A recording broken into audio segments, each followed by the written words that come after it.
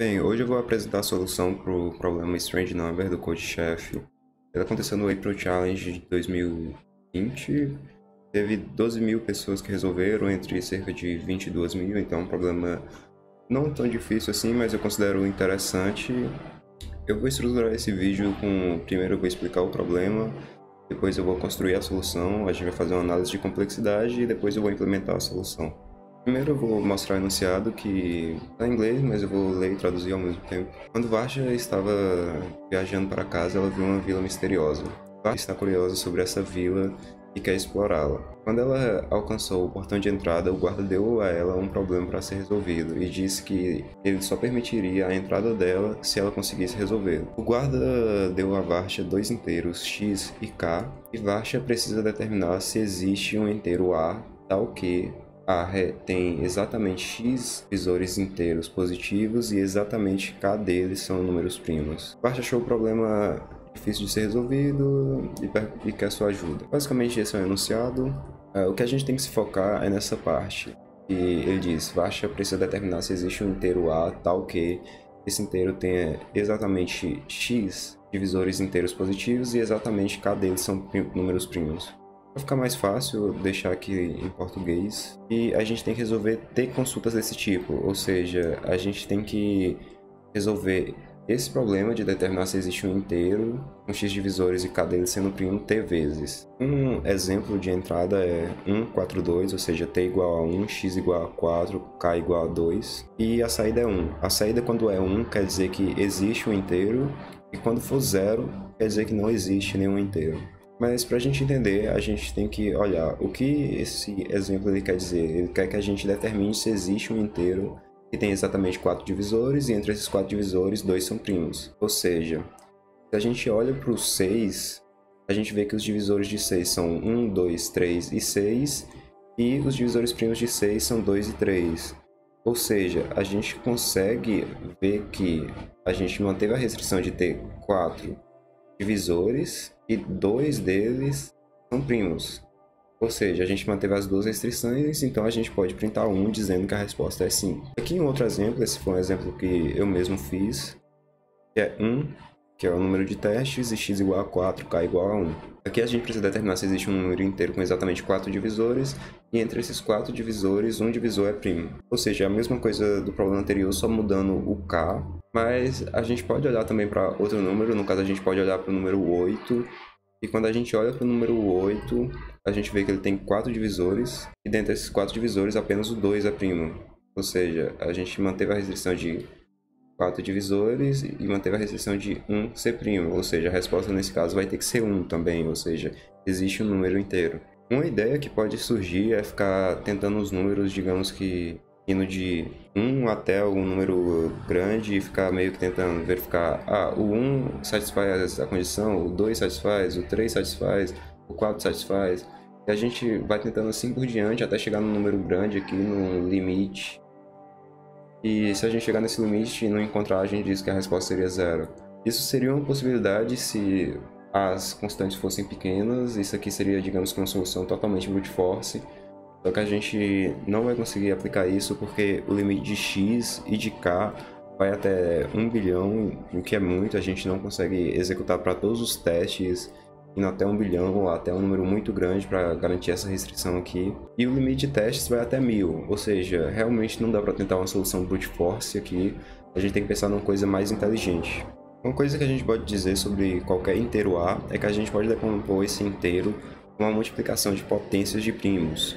Por exemplo, aqui a gente tem um inteiro qualquer, a gente pode dizer que ele é equivalente a um primo elevado a um expoente multiplicado por outros primos elevados a outros expoentes. Para ficar mais claro, a gente pode ver isso, digamos, vamos ver 12. 12 é igual a 2 ao quadrado vezes 3. A gente pode representar qualquer número dessa forma, decompondo ele em primos e potências de primos multiplicados uma pela outra. E a gente pode ver que, por exemplo, se a gente tiver um primo 7, 7 vai ser igual a só 7 elevado a 1. E isso é uma coisa interessante de se saber, e também existe uma coisa interessante nesse problema. Uma forma da gente otimizar a solução para ele e resolver ele de forma mais inteligente é se a gente sabe calcular o número de divisores de um número de uma forma mais eficiente. E algo que dá para utilizar Vendo essa fórmula, a gente consegue descobrir o número de divisores a partir do seguinte. O número de divisores é igual a o expoente 1 mais 1 multiplicado pelo expoente 2 mais 1 e assim por diante até o expoente n. E a gente pode ver que isso aqui vai ser satisfeito aqui. A gente tem 2 mais 1 que é 3 e 1 mais 1 que é 2, ou seja, a gente sabe que 12 tem 6 divisores. Se a gente checar, a gente vai ver que 12 realmente tem 6 divisores. A mesma coisa aqui, 7 é um número primo, a gente tem o expoente 1, 1 mais 1 dá 2, ou seja, 7 tem 2 divisores, e é isso mesmo, 7 tem 2 divisores, que é o 1 e o 7, ou seja... E essa fórmula ela já é mais interessante, porque com essa fórmula a gente consegue traçar uma relação com x, porque x é justamente o número de divisores que a gente está buscando. Agora, só para deixar um pouco claro por que essa fórmula funciona, a gente pode pensar da seguinte forma. Qualquer número que vai ser divisor de A, ele tem que ter menos potências de um determinado primo que pertence a A, que está nesse conjunto aqui. Porque senão você tem uma contradição com ele ser divisor. Ou seja, é como se a gente pudesse escolher quantas vezes eu vou colocar o primo 1. Aí a gente pode colocar 0 vezes, a gente pode colocar uma vez, e assim por diante até a gente colocar E1. Essa é a quantidade de vezes que a gente vai poder colocar o primo 1. E a partir disso a gente tem E1 mais uma possibilidade de quantas vezes a gente coloca o primo 1. E se a gente multiplicar todas as possibilidades, a gente tem a combinação de possibilidades de como a gente distribui as potências de primos.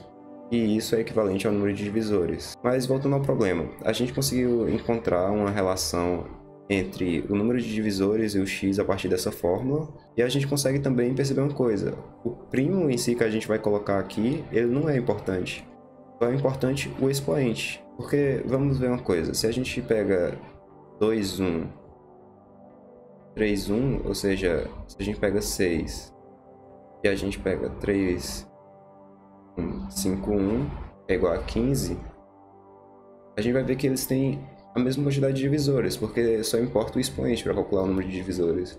Então a gente já pode simplesmente ignorar o primo aqui que está na base e considerar apenas o número de divisores. E isso é interessante, porque como a gente já tem uma relação com x, a gente só precisa pensar agora em o que fazer em relação ao k. E nessa fórmula também a gente já pode traçar uma relação com k. E como a gente viu aqui, a gente criou uma lista de primos. Ou seja, todos os primos distintos de um número, eles vão estar nessa lista. E eles vão ser os únicos divisores primos, porque eles são os únicos primos que tem. Então a gente conseguiu ver que o k ele é igual ao n, que está aqui. Então a gente precisa, então, encontrar uma forma de dividir esse número x como uma sequência de produtos, de forma que o produto no final seja igual ao próprio x e que seja composto por k elementos aqui. Deixa eu apagar isso. Seja composto por k elementos.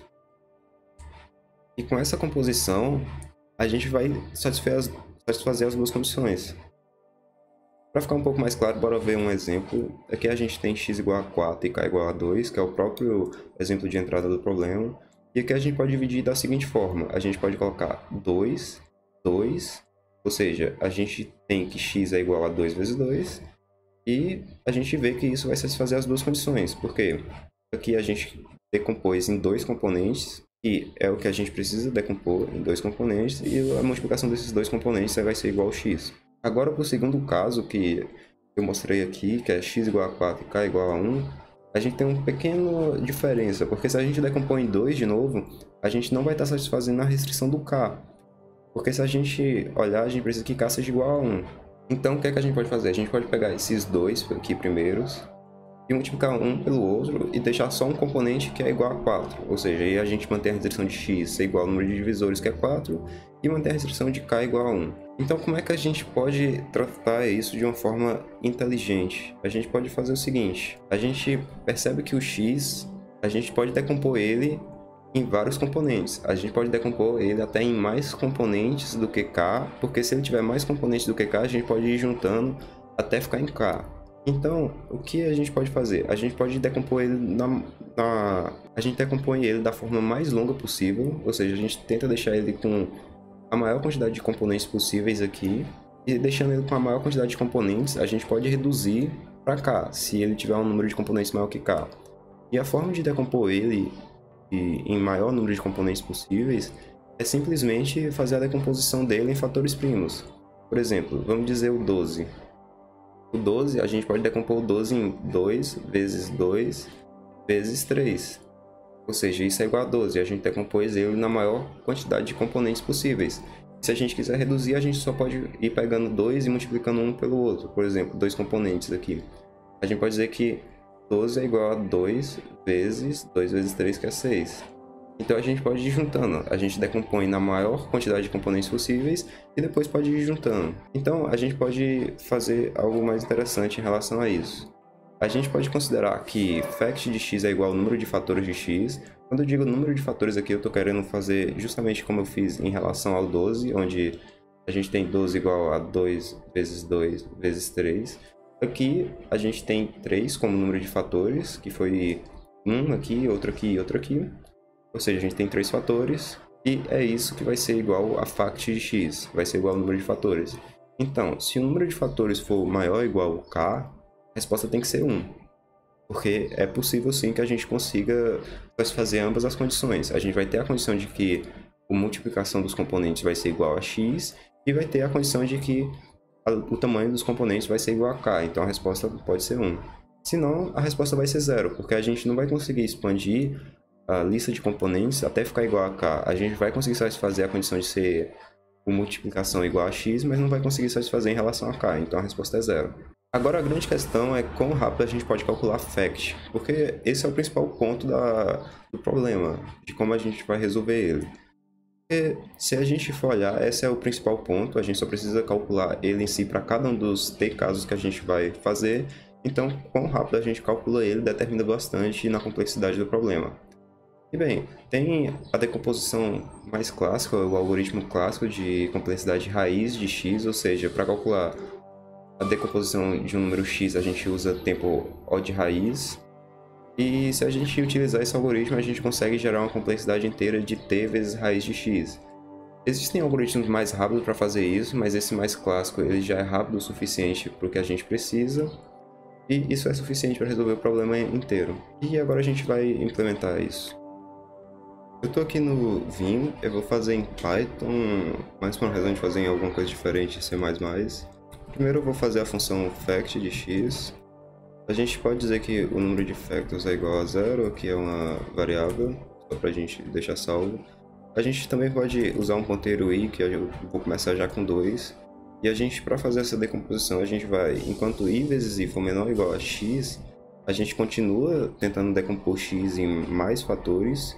E enquanto x mod i, ou seja, enquanto o resto da divisão de x por i for igual a 0, então a gente divide x por i e incrementa o número de fatores em 1. E aqui, se a gente terminar já de decompor nesse ponto de i, a gente simplesmente incrementa o i em 1. Aqui a gente tem que verificar também se x for maior que 1. Se x for maior que 1, a gente incrementa o número de fatores em 1, porque quer dizer que o que restou em x é um número primo que a gente não conseguiu decompor enquanto a gente ia até a raiz. E então a gente simplesmente retorna o número de fatores. E a gente vai fazer uma função solve de x e k. Então a gente vê se fact x for maior ou igual a k, a gente dá um print 1. Se não, a gente dá um print 0. E é basicamente isso pela solução. Não exige uma solução mais eficiente, isso já é suficiente para resolver. Eu não vou codar a parte de ler a entrada e printar, porque eu acho que não é necessário para entender o conceito. E por esse vídeo é só, eu espero que tenham gostado, que tenha dado para entender qual a ideia para resolver o problema. E até a próxima!